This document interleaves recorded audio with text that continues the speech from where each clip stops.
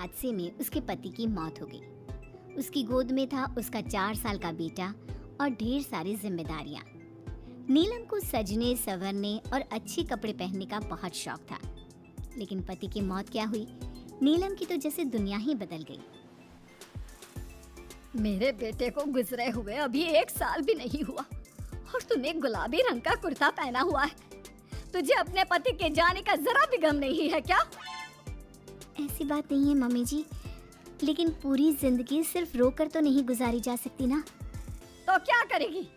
पार्टियां मनाएगी? अरे एक तो मेरा बेटा मर गया और तुम्हें कोई फर्क ही नहीं पड़ता। मम्मी जी, मेरा भी पति गया है और इस बात से मुझे कितना फर्क पड़ता है मैं आपको बता भी नहीं सकती। लेकिन अगर मैं रोती हूँ तो मेरा 4 साल का बेटा बहुत रोता है, अपने पापा को याद करता रहता है। उसे दिखाने के लिए ही सही, मेरा ठीक से रहना बहुत ज़रूरी है। कुछ दिनों के बाद, मम्मी जी मैं नौकरी करना चाहती हूँ। लेकिन उसकी क्या जरूरत है? यहाँ घर में रह रहकर मेरा दम घुटता है। पूरा दिन मुझे अपने पति की याद आती है। कुछ देर के लिए ही सही घर से बाहर जाऊंगी तो शायद कुछ अच्छा लगे। ठीक है, जैसा तुम्हारा मन करता है वैसा करो, लेकिन ध्यान रखना ये ज्यादा चटक मटक रंगों के कपड़े पहनकर घर से बाहर जाने की जरूरत नहीं है, वरना दुनिया हमारे बारे में बातें करेंगी। अपनी सास की बात मानकर नीलम सफेद रंग के कपड़े पहनकर ऑफिस जाना शुरू कर देती है। ऑफिस में नीलम की एक सहेली बनती है, दिव्या। नीलम, तुम हमेशा ये सफेद कपड़े पहनकर क्यों आती हो? दिखने में इतनी सुंदर हो, जॉब करती हो, तुम्हें अच्छे से रहना चाहिए। तुम्हें तो पता ही है, 1 साल पहले मेरे पति की मौत हो गई और इसीलिए मेरे ससुराल वालों ने कहा है कि मुझे सिर्फ सफेद कपड़े ही पहनने चाहिए, वरना लोग मुझे गलत समझेंगे। लोगों के हिसाब से तो अपनी जिंदगी जीना ही गलत है, लेकिन तुम कब तक ऐसे रहोगी? जो हो गया उसे भूल जाओ।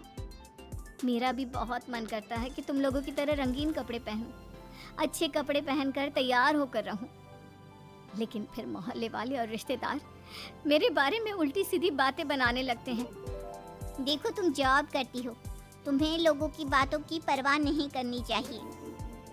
अगले दिन नीलम जाने के लिए तैयार होती है और रंगीन कपड़े पहन लेती है।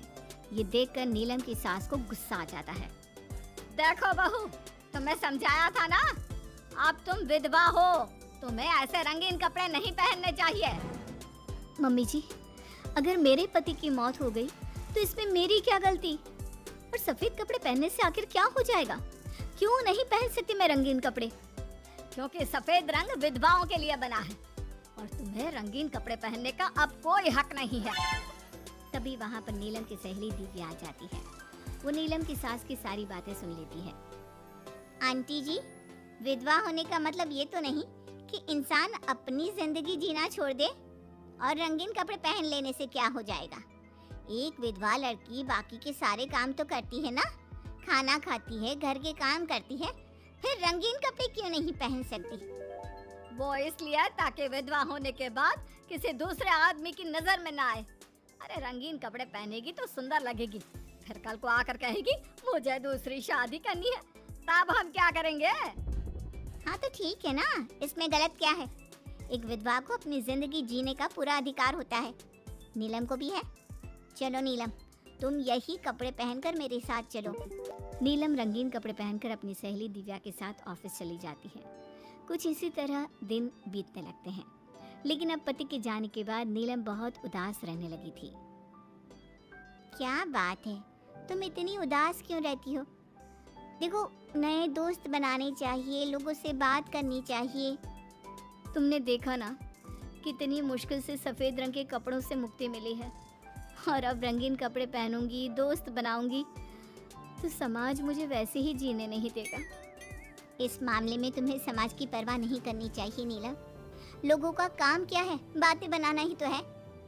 कुछ दिनों के बाद नीलम के ऑफिस में एक लड़का आता है। उसका नाम अमर था। वो धीरे धीरे नीलम को पसंद करने लगता है और एक दिन वो नीलम से कहता है, नीलम, तुम मुझे बहुत अच्छी लगती हो, मैं तुमसे शादी करना चाहता हूँ। लेकिन अमर, मैं एक विधवा हूँ और मेरा 4 साल का एक बच्चा भी है, मैं तुमसे शादी नहीं कर सकती। मुझे तुम्हारे विधवा होने से कोई फर्क नहीं पड़ता। मुझे तुम एक अच्छी इंसान लगी और इसीलिए मुझे तुमसे शादी करनी है। लेकिन मुझे मेरी फैमिली से इस बात की परमिशन कभी नहीं मिलेगी। तुम उसकी चिंता मत करो, मैं तुम्हारे घर आकर बात करूंगा। कुछ दिनों के बाद अमर नीलम के घर पहुंचता है। नमस्ते आंटी जी, मैं अमर हूँ।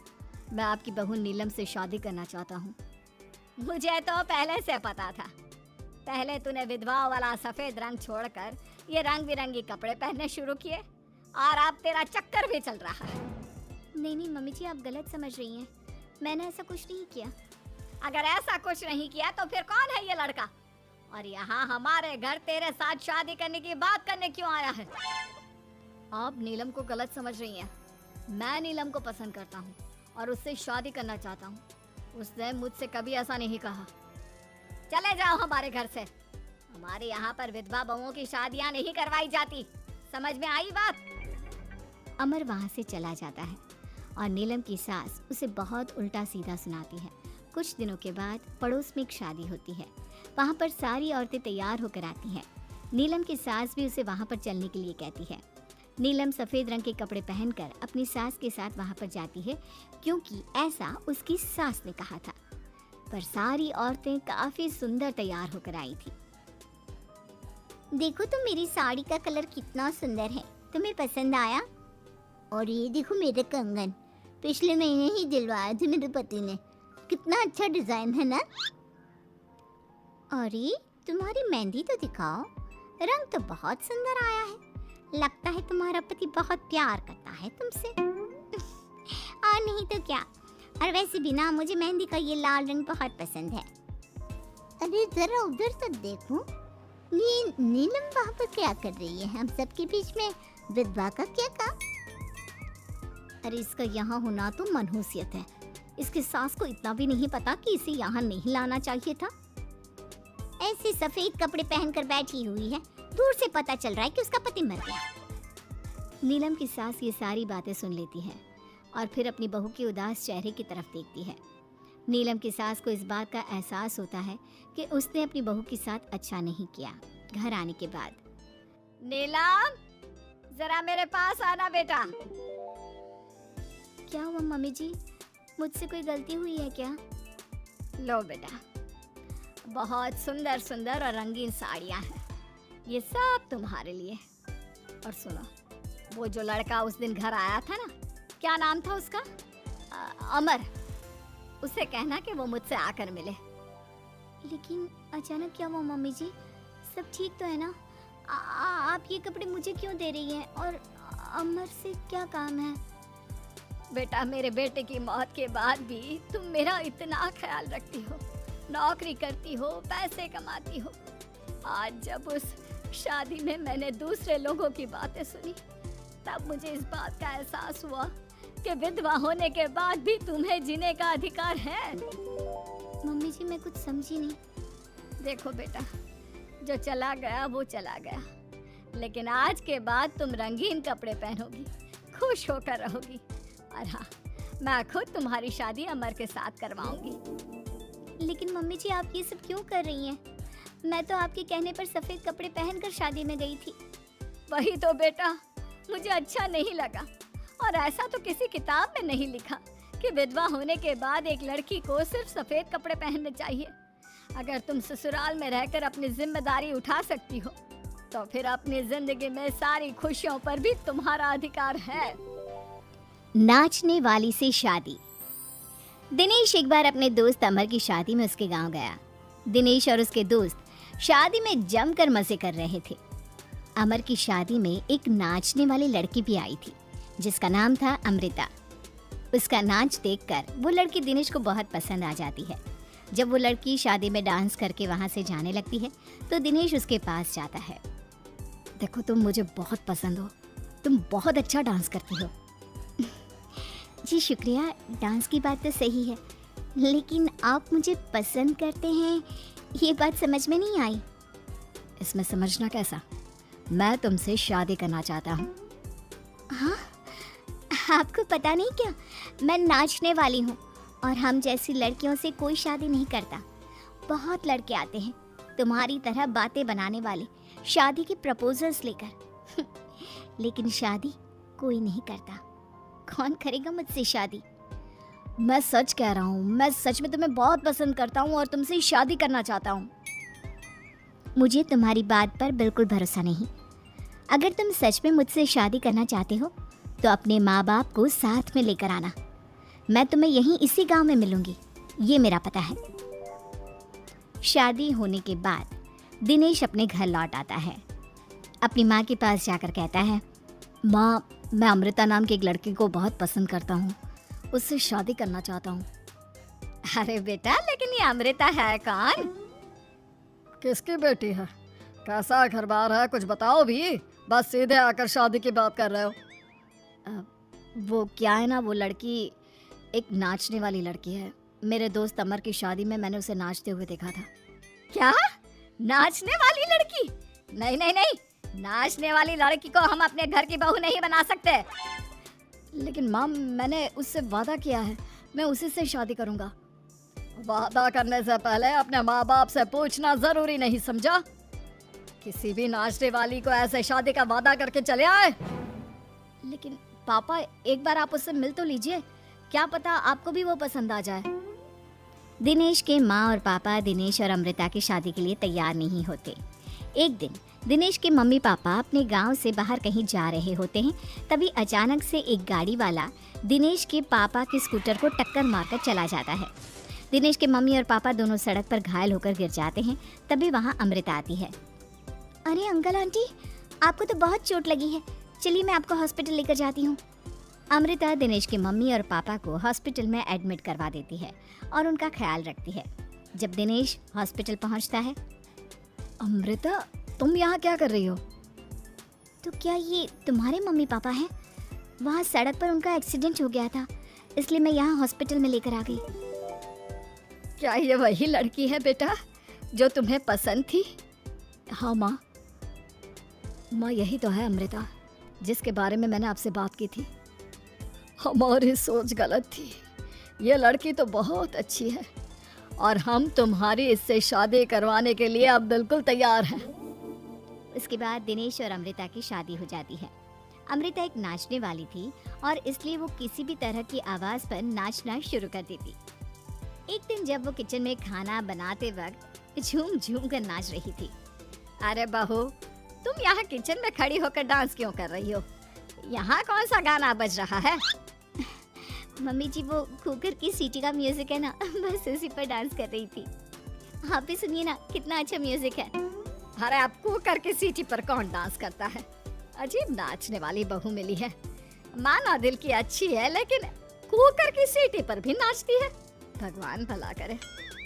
कुछ दिनों बाद दिनेश के पड़ोस वाले घर में कंस्ट्रक्शन का काम चल रहा था और सारा दिन मजदूरों के हथौड़े चलाने की आवाज आती रहती। उस आवाज की वजह से अमृता घर का सारा काम छोड़कर डांस करती रहती। ये देखकर दिनेश के पापा कहते हैं, बेटा तुम नाचने वाली बहू तो ले आए, लेकिन ये तो हथौड़ों की आवाज पर भी डांस करती है। और बेटा अपने घर का काम बिल्कुल छोड़ दिया है, सारा दिन बस मजदूरों के औजारों की आवाज पर डांस करती रहती है। कल मैंने एक गिलास पानी मांगा था तो मुझसे कहती है, पापा बाद में देती हूँ, अभी तो डांस कर रही हूँ मैं, डिस्टर्ब मत करो। माँ पापा, आपकी बात सही है। अमृता के ऊपर तो डांस करने का नशा कुछ ज्यादा ही सवार हो गया है।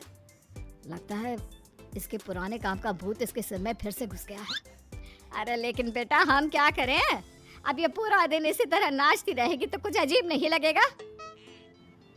एक दिन दिनेश और उसका परिवार जंगल में पिकनिक मनाने जाने का प्लान करता है। दिनेश, उसकी पत्नी अमृता और माँ बाप चारों मिलकर जंगल में पिकनिक मनाने पहुंच जाते हैं। लेकिन तभी वहां पर जंगल के लोग उन्हें घेर लेते हैं। अरे क्या मुसीबत है ये? कौन है ये लोग? ये तो हमें जिंदा जलाकर खा जाएंगे, अब हमें कौन बचाएगा? सही कहती हूँ माँ, ये तो जंगली लोग हैं, ये हमें जिंदा नहीं छोड़ने वाले। अरे डरने से बेहतर होगा कि हम अपने आप को बचाने का कोई उपाय सोचें।